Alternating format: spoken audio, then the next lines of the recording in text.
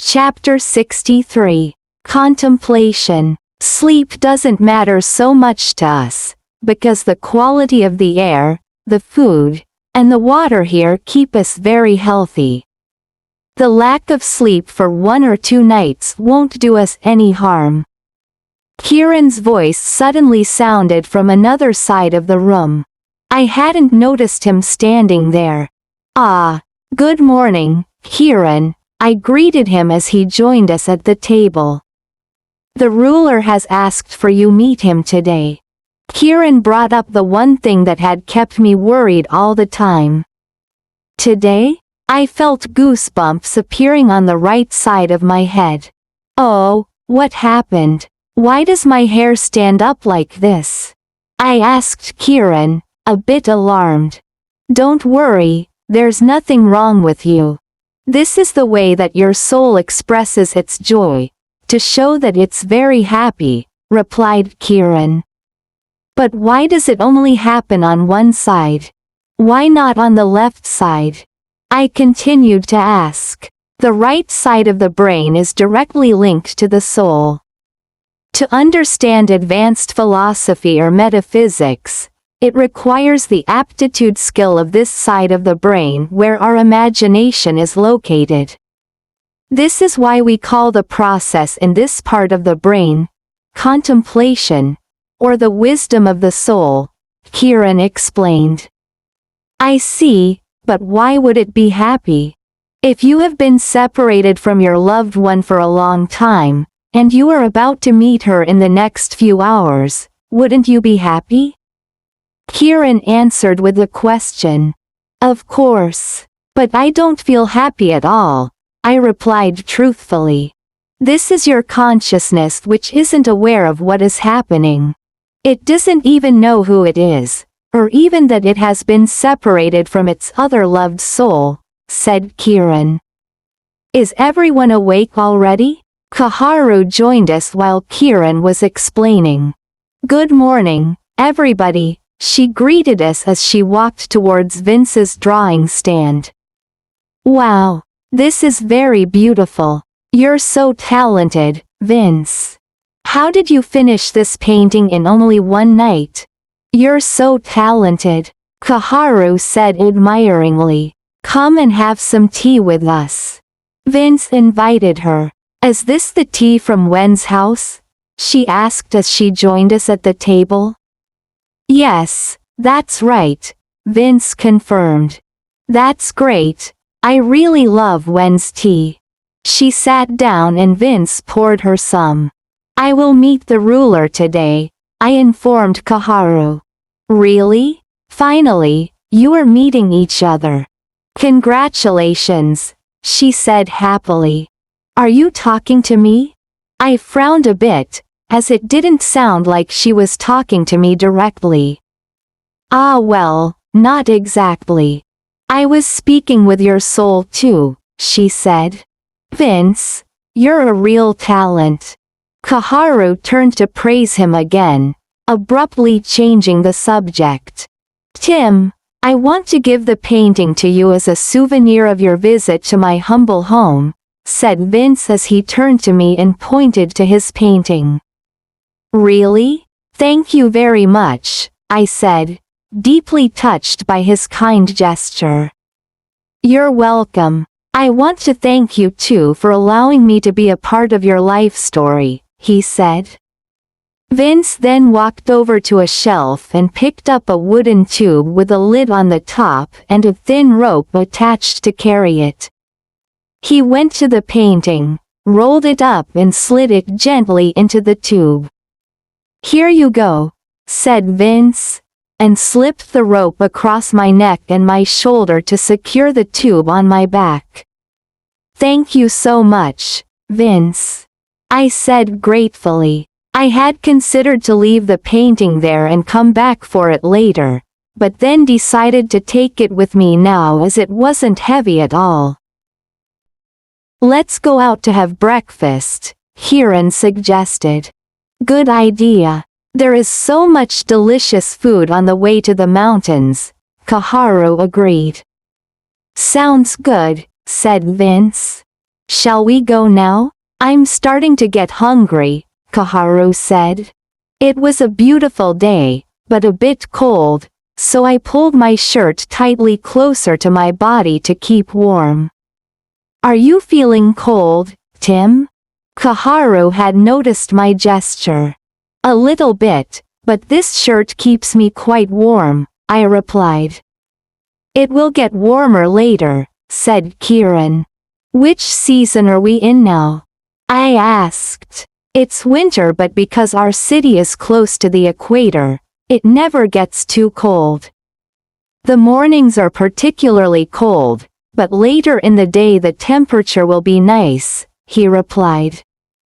How about summer? I asked. It doesn't get very hot in summer. The weather is fine and a bit breezy. I like summer because it's very comfortable, added Vince. Is there a rainy season? I continued to ask. Yes, and I like that, too. The rain here is more like a fine mist. I like to take a walk when it rains. The sky then has nicer colors when rainbows appear, Kaharu added. Are there any storms? I asked. There has never been a storm in our history yet, replied Kieran. But why? Why is it different from my world? Try to think about this a bit more, and you should be able to know the answer. It's a very simple answer, Kieran said as if to test me. Well, I can guess, but I'd like to know the truth. Could you explain it to me, please? And I'll then tell you if the answer I have in my mind is correct, I replied.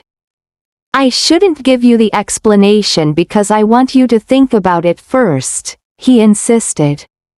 I believe that these rainstorms are caused by the negative charges that people on my planet are releasing, right? I asked. Please continue, said Kieran. Well, the world repels those negative ions, so they accumulate in the atmosphere. And when they are mixed with the condensation of the water droplets in the air, their mass weight becomes heavier. Very good, go on, Kieran encouraged me. I'm not sure if I'm right, but it has occurred to me that this could be attributed to human or animal spirits that have been tortured.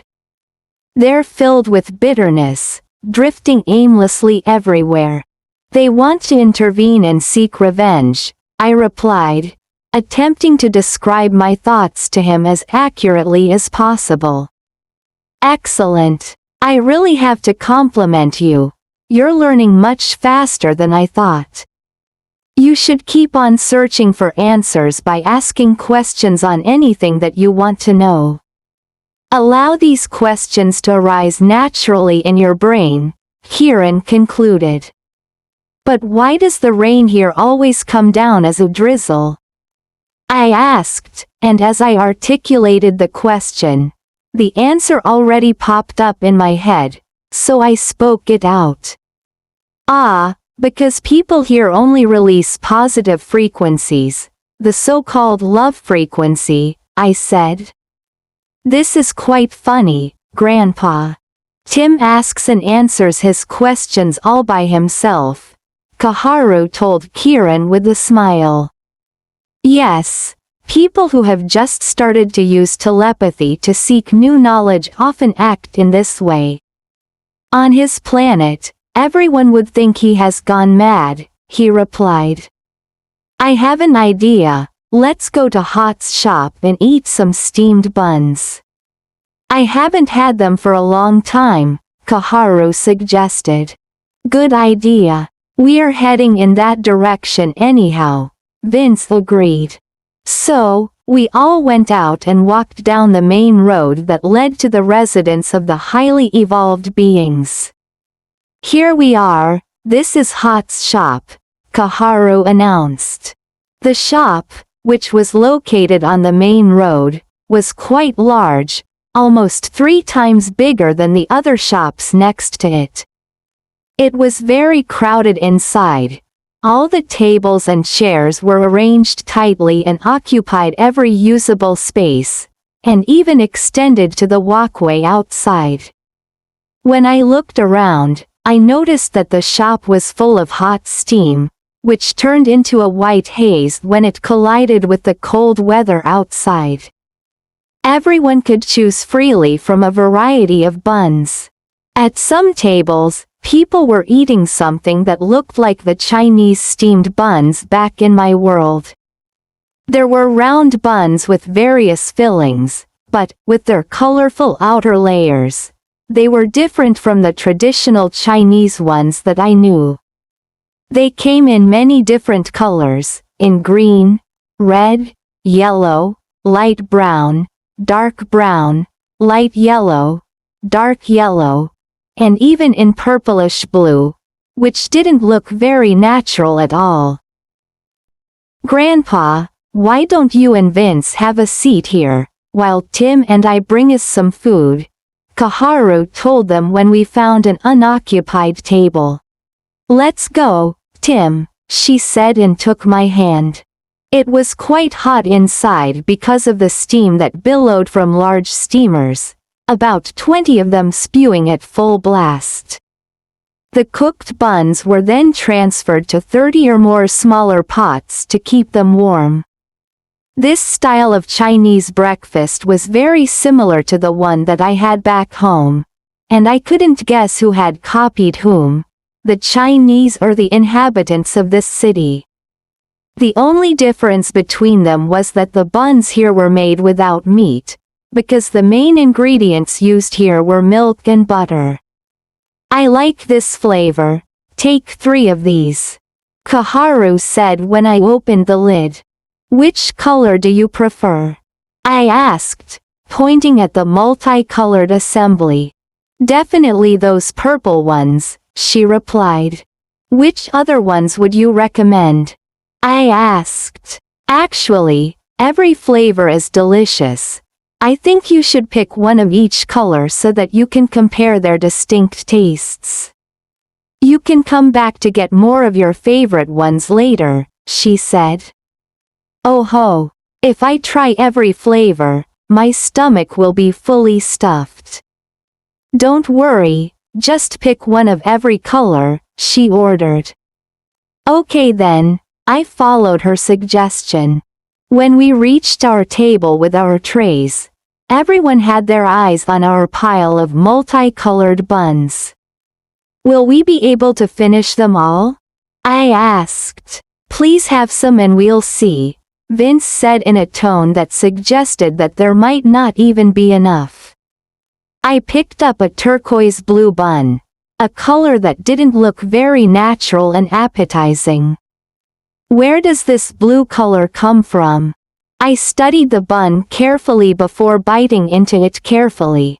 "It comes from a rare mineral," Kaharu explained.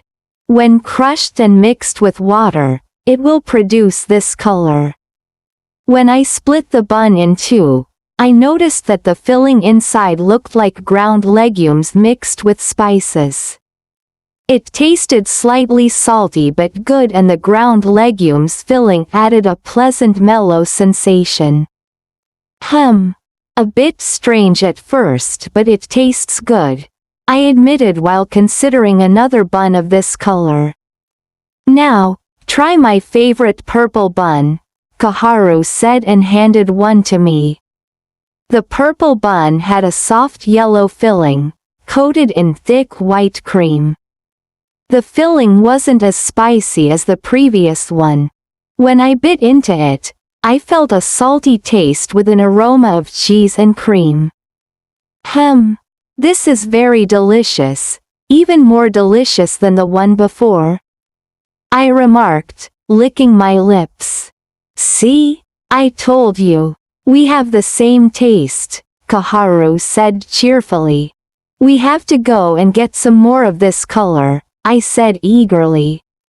After having tried one of each color, I didn't find a single bun that didn't taste good, and each one of them had a very unique taste.